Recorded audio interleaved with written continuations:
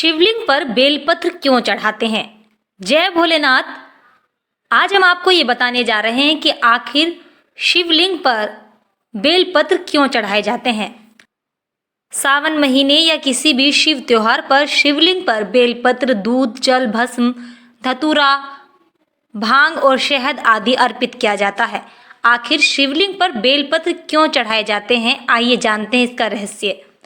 दरअसल आपको बता दें कि बेलपत्र में 3 पत्तियां होती हैं। मान्यता अनुसार इन 3 पत्तियों को 3 गुणों सत्व, रज और तम से जोड़कर देखा जाता है।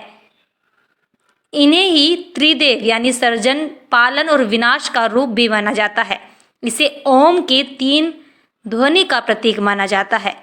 बेलपत्र की इन 3 पत्तियों को महादेव की 3 आंखें या उनके शत्र त्रिशूल का प्रतीक माना जाता है।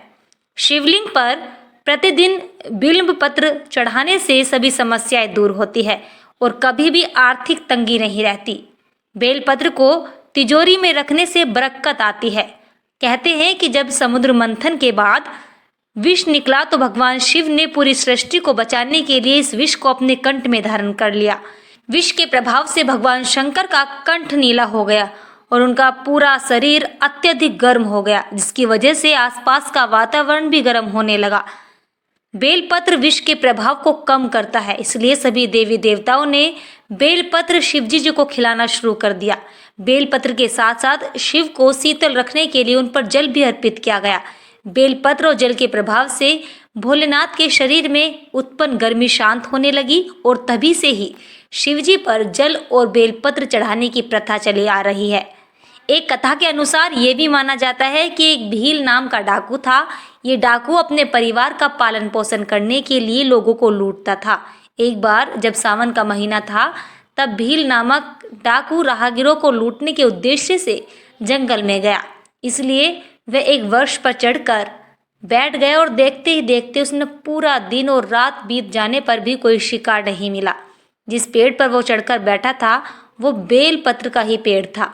रात दिन बीत जाने के बाद वो परेशान हो गया और बेल के पत्ते तोड़कर नीचे फेंकने लगा। उसी पेड़ के नीचे एक शिवलिंग स्थापित था।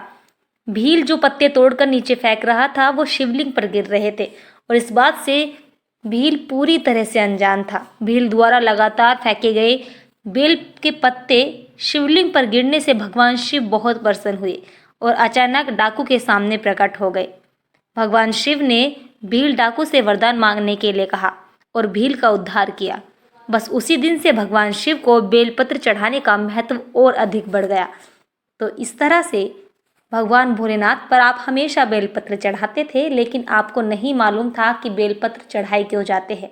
हमें उम्मीद है कि अब आप बेलपत्र चढ़ाने का महत्व को समझ गए होंगे।